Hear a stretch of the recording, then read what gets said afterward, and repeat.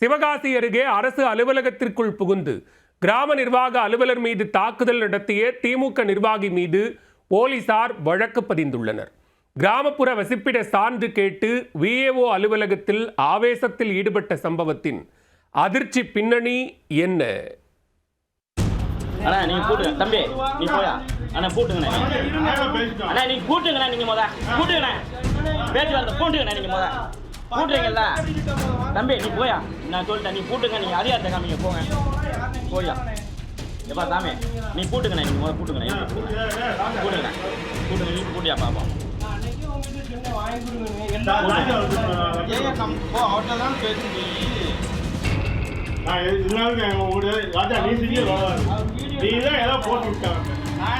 சிவகாசி அருகே உள்ள ஈஞ்சாரைச் சேர்ந்தவர் கூடலிங்கம். திமுக தெற்கு ஒன்றிய துணை அமைப்பாளரான இவர் மாவட்ட தொழில் மையத்தில் மானிய கடன் பெற விண்ணப்பித்துள்ளார். அதற்காக கிராமப்புற வசிப்பிட சான்றிதழ் தேவைப்பட்டதால் கிராம நிர்வாக அலுவலகத்திற்கு தனது மகனுடன் சென்று சான்றிதழ் கேட்டுள்ளார். ஆனால் சம்பந்தப்பட்ட சான்றிதழை வட்டார வளர்ச்சி அலுவலகத்தால் தான் வழங்க முடியும், தங்களால் அதை வழங்க இயலாது என கிராம நிர்வாக அலுவலர் யாகராஜன் தெரிவித்துள்ளார்.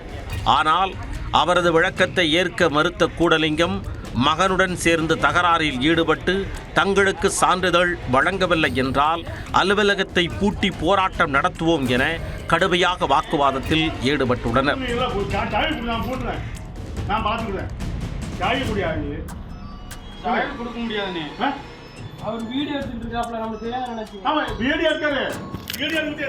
இதனால் தற்காப்பிற்காக கிராம நிர்வாக அலுவலர் யாகராஜனும் உதவியாளர் ராஜா முத்துப்பாண்டியும் தங்களது செல்போன்களில் வீடியோ பதிவு செய்துள்ளனர். அதை கவனித்த திமுக நிர்வாகி செல்போனை பறித்து கீழே வீசி உடைத்ததுடன் விஏஓ உதவியாளர் ராஜா முத்துப்பாண்டியை சரமாரியாக அடித்து உதைத்ததாகவும் கூறப்படுகிறது.